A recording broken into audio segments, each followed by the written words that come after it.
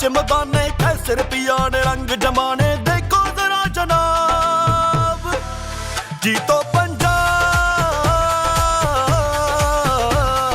शहर शहर विच घंटी हिली चकदे पट्टा। अस्सलाम वालेकुम जरा खुल के बे मोटू खां की हाल आ तबीयत और मैं ठीक ठाक कैसर साहब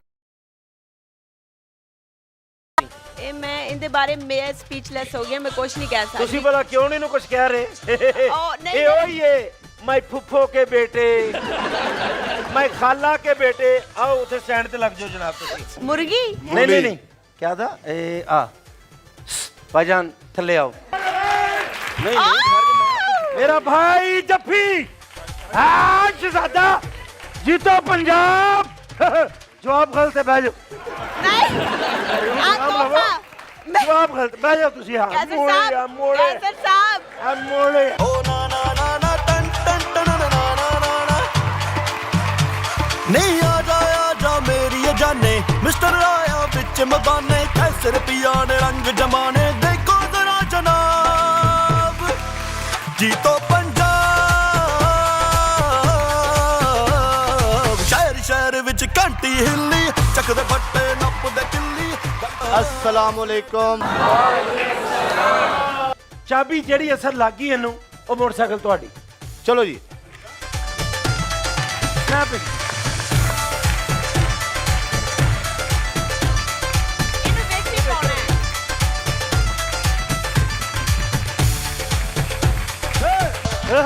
ओ देखने की बनता है ये ना निकली आज कल वाली कसर आज पूरी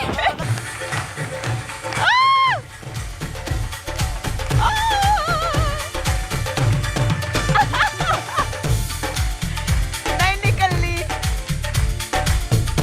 ਤੁਸੀਂ ਮੇਰੇ ਲਈ ਕਮਾਇਆ ਸਾਡੀ ਭੈਣ ਆ ਪੈਰ ਨਾ ਲਾਓ। ਲੈ ਜਾ ਆਪਣੀ ਭੈਣ ਨੂੰ।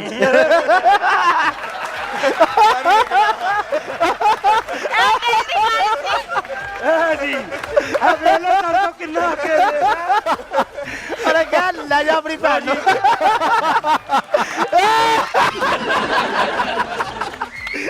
ਜਦੋਂ ਵੇਖੋ ਤੁਹਾਡੀਆਂ ਭੈਣਾਂ ਆਈਆਂ ਰਹਿੰਦੀਆਂ ਜਾਨ ਹੀ ਨਹੀਂ ਛੱਡਦੀਆਂ ਪਤਾ ਨਹੀਂ ਕਿਦੋਂ ਜਾਨ ਛੱਡਦੀ ਹੈ ਨਾ। ਯਾਰ 2 3 5000